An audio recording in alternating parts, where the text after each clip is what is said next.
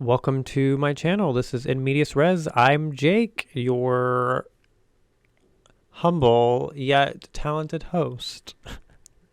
So welcome to my channel, where we're going to talk about all things media, from film and TV to video games, anime, and pretty much any form of entertainment you can think of. Just to give you a little snippet about myself, I'm an actor, writer, filmmaker, sailor, now blogger slash podcast slash video blog host, I guess you want to call it. I spent about, 8 years in Hollywood working. My biggest claim to fame is I created an Emmy nominated show called Broken. I was nominated for two creative Emmys. So that's what I did. Now I'm living on the East Coast, getting into sailing, and just kind of different life. I guess take two on life. But I'm starting this because I wanted to kind of geek out with everyone and talk about kind of really like philosophy and the themes and all of the kind of really delve into the stories and all of that fun aspect of entertainment that I feel like I don't necessarily see a lot. So I'm going to do it myself. And this first week, I'm going to talk about something that's kind of near and dear to me, and that is, why does representation matter in media and entertainment? So firstly, I'll start by saying I want to delve into this topic because I am a gay man, and I felt like for the longest time I didn't have any representation that I felt truly mirrored who I was as an individual. I felt alone in the world. I grew up in the South, and I didn't see myself reflected in the world around me as much at the time, but I also didn't see it represented in media. So that's the reason I wanted to tackle this. And I know that there's a lot of people who think the same thing, that representation matters and that it's very important. And first of all, I'll start by saying one reason I think it does, and that is art imitates life and life imitates art. There's a lot of reasons we create art. It's for entertainment, educational purposes, history, but also it's can be a way that we can build bridges and connect to other people and really get an understanding of what it's like to walk a mile in somebody else's shoes. And this has been true all throughout history, going back as far as like cave paintings, and then hieroglyphics and novels and art throughout history. It's kind of a way for us to see almost kind of like a freeze frame moment of what it was like to live during those times, to understand what the people were like, to get a better grasp of history. Like, a lot of history we've learned because of things like art, of books, of music, of plays, of so many different types of art. And that's the way we've learned about so many things. And still today, art is used to do the same thing. We have movies that tell stories about individuals. Music is something that kind of delves more into like the emotional side of how people are feeling and, sharing that experience with the world.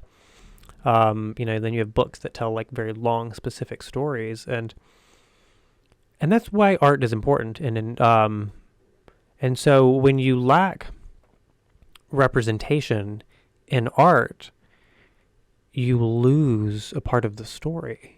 You lose a part of that history. And also, it makes it harder to step outside of your own worldview. Because at any given moment, you're only seeing the world through your own eyes, your own experiences.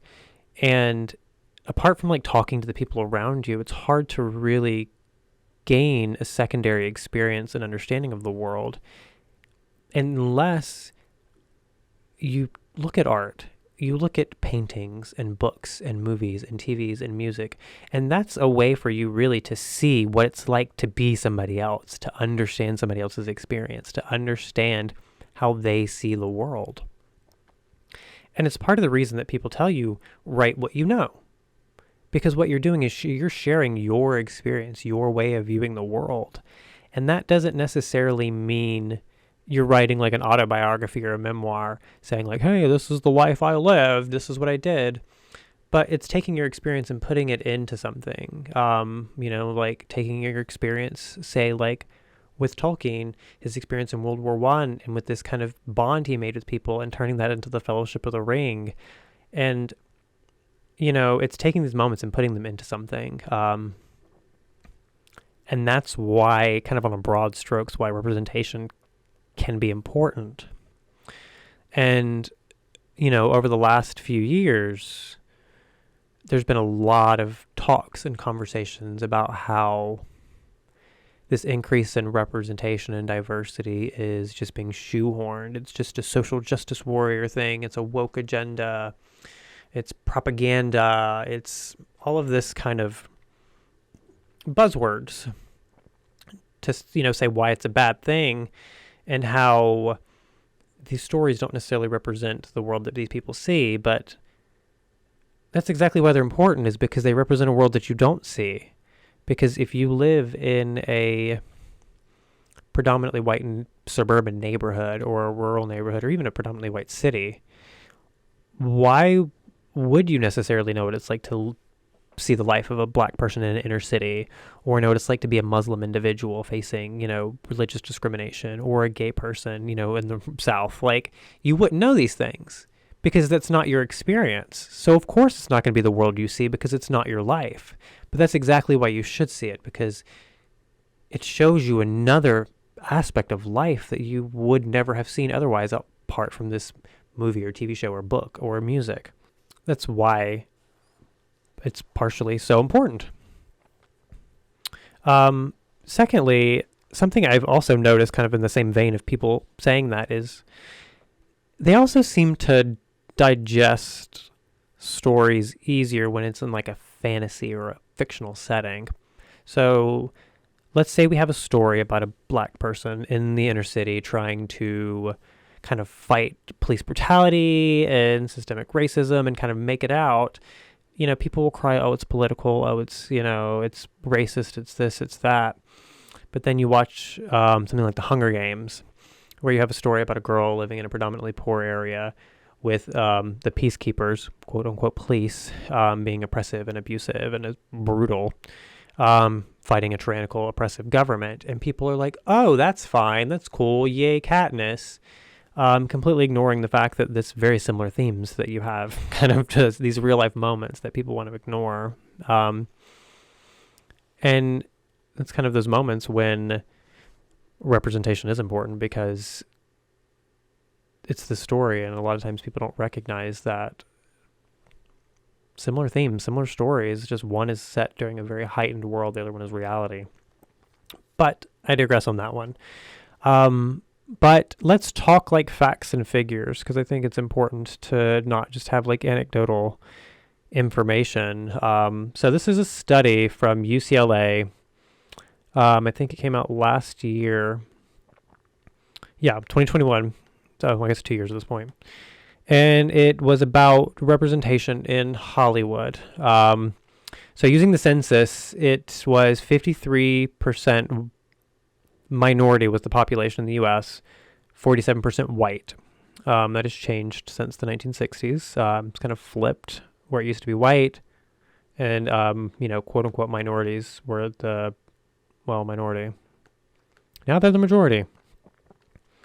So looking at what type of movies are predominant, streaming was 54%, theatrical was 16%. The rest of them all kind of fall into smaller things. And oh my God, I can't believe we've actually moved into a world where most movies are out on streaming.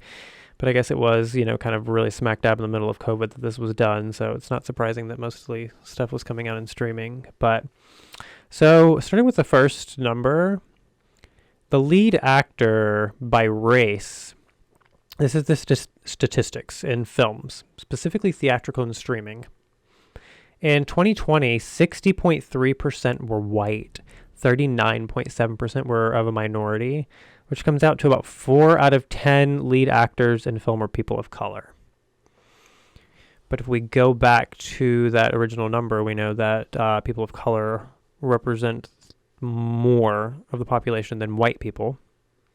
So, yeah. In regards to gender, women represented 47.8 of the leads. Men were 50.5. Closer and substantially better than just literally 10 years ago, where it was 74% men, 25% women. So, like, you are making very large gains, but still, women represent 51% of the population, so you'd think they would be 51% of the leads. In regards to budget, minorities received 39% of less than $10 million. So I'll give you broad strokes on this one.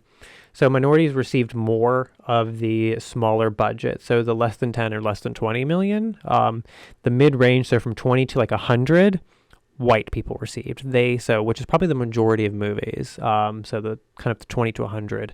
I know I call that mid-range. It's not really mid-range since a lot of movies are actually less than 20. But so the majority of white people received the kind of the larger chunks. But in regards to over $100 million budgets, minorities received 6.8%, white people received 4.9%. So I guess for the uber rich films, the minority kind of took the cake on that one. Kind of the same thing with women and men. So women got most of the lower budgets, men got the higher budgets for leads.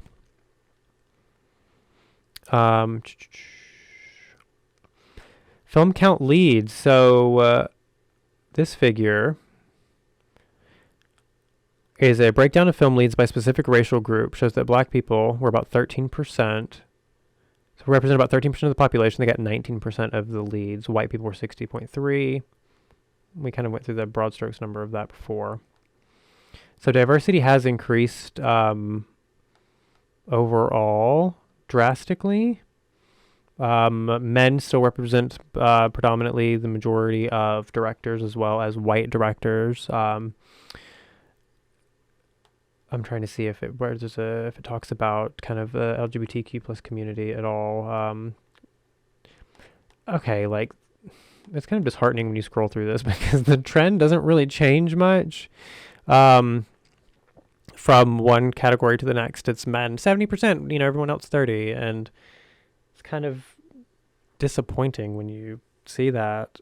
It's really disappointing when you see that because it's like, sure, things are changing, but they're a little slow on the changing. At the beginning, I said that this was kind of an important topic for me, and I kind of want to get into kind of the more personal level of it, and that's the concept of the hero.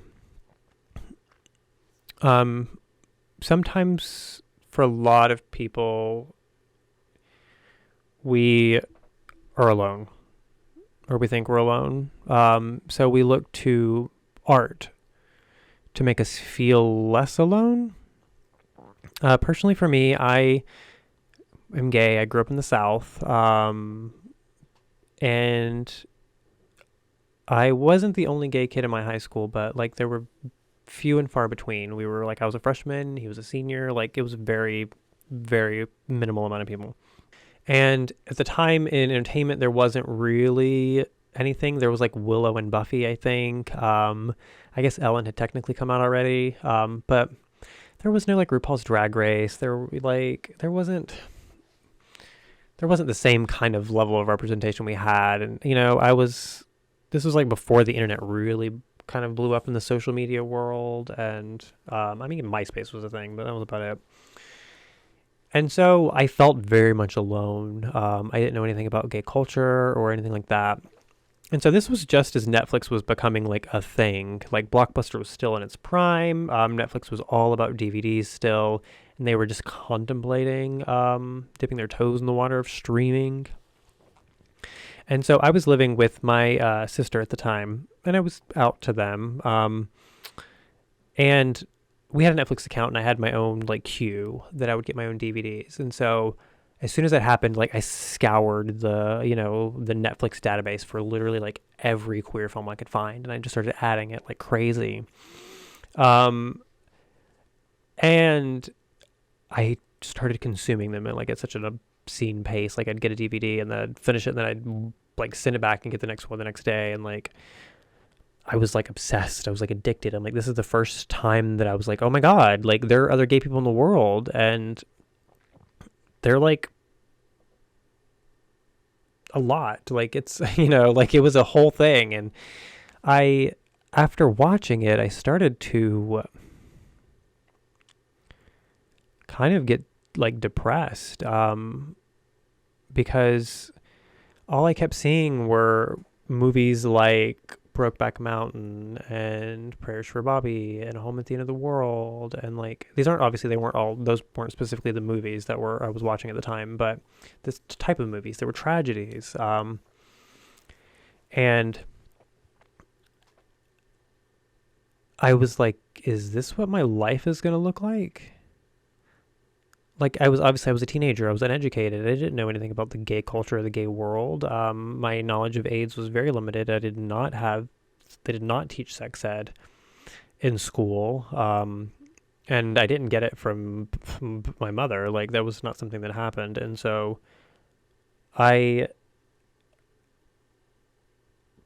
didn't know what my life was going to look like. I was terrified. I was like, am I going to die of AIDS? Like, am I going to die at the hands of a gay bashing? Is this what my life is going to be? Am I never going to be happy? And I even got to the point where my other sister, would see the movie, and she even started to think that like this was like, is this it? Like, is this just another like gay tragic movie? Like, why continue to torture yourself with this? But I continued consuming them. It was like a drug, because I was like, I didn't know where else to look. I didn't know where else to find this information. I'm a teenager in the South. Like, I couldn't go to a gay club. I couldn't go to a gay bar. I didn't know what a freaking drag queen was. And I mean, there was like the occasional movie like Trick and Latter Days, but those were like very specific movies that I'm like, okay, this doesn't apply to me. Like, this is something that's so outside the realm of any life that I would live or see. And then I came across the American version of Queer as Folk. Quite frankly, I'll admit I have not watched it in years, so I can't tell you if it holds up. Kind of scared to check, actually, but that was the moment that made me feel alive as a gay person, because that was the first time I saw not only fun, but it was like a group of gay people. It was just like this kind of spectrum of gay people. You had like Michael was the nerd, and Brian was this like sexy cool slut, and then you had Emmett, who was this like super like living out loud, and Ted was this like kind of stuffy businessman, and then and then Justin was this like super horny like teenager, which obviously I related to that. And I was like, oh my God, like life can be good, life can be fun. And that's not to say that like there is not tragedy in that show. Obviously, we all know how the final season, kind of plays out, and we know how season 1 ends, and there's definitely tragedy. It's not, they don't avoid it, but they show you the good parts. They show you the bad parts. They show you the peaks and the valleys and the plateaus and everything. And that's when I realized for the first time, like, okay, my life's not going to be tragic. There's a chance it will be, but there's no guarantee. There was a group of people that looked like me, that felt like me, and that's the first time I felt seen as a gay individual. And it changed my whole perspective on who I was as a gay person. And that's not to say that it didn't take me years to like not be ashamed and this, that, and the other, but like that was the first time that I was like, okay, like I can live a life and I can be happy. But I would have never known that if I had never come across that. I mean, I was going through my own stuff. I was suicidal, not necessarily because of that per se, but it was just another thing. It was another thing to add to the baggage, to add to the weight, to bring me down. And so that was like one thing, that was like one weight lifted off me. That like, I don't have to worry about that. That's not necessarily what my life's going to look like. And I know for a fact that I've heard the same thing with black kids and seeing Black Panther, or women seeing Captain Marvel. They're like, this is the first time they're like, okay, I can be a hero. I can be a king. I can be a god. Like, I can be strong and powerful, and no one's going to take that from me. And it made me feel less alone in the world. And at the end of the day, isn't that what art's supposed to be? To help you feel seen, to help you feel connected, to help tell your story, to help understand something outside the world of what you currently see. I didn't see what a gay person could be in the world. Why would I? I didn't know anybody else around me. I didn't have that. But Queer as Folk did. It showed me what it could be. It was an experience that I had never seen before. But now I could take that into my experience and seek it out. Look for it. I wasn't 17 having sex with a 30-year-old man, so I didn't seek that out. But I sought out a life where I could live openly and free and have fun and embrace being gay without feeling shame. And I would have never done that without Queer as Folk. And I imagine there are plenty of other people that are Black or Muslim or, whatever, that probably felt the same way when they saw something that they felt reflected in. So moving forward, if you're one of those people who felt like something was being shoved in your face, or like it was being shoved down your throat, or some kind of political agenda, maybe take a step back, and instead of looking at it that way, say hey, this is my chance to see a different point of view. That doesn't mean you have to agree with that point of view. It doesn't mean you have to even say hey, I'm going to take on this point of view. But at least give it a chance. Take a moment and look at it and say hey, maybe this is something that I can kind of take into myself and add to my kind of library of knowledge, because I think that matters. And at the end of the day, that's all you can do is you can try, and you can try to learn, and you can try to listen and try to understand, instead of just writing it off as some kind of woke agenda or social justice warrior or, propaganda. That's not to say that propaganda does exist. That's something to keep an eye out for. But, in a lot of these cases, it's just people telling their own stories, and they just want to be seen and they want to be heard. So maybe take the chance to actually listen to them, because if we can't do that with art, what can we do? Because for a lot of us, it's the only way to connect to the larger world. So that is why I think representation matters. And I would like to hear people's thoughts, because I know this is a very divisive topic. So, if you have thoughts about it, comment down below, leave a message, whatever.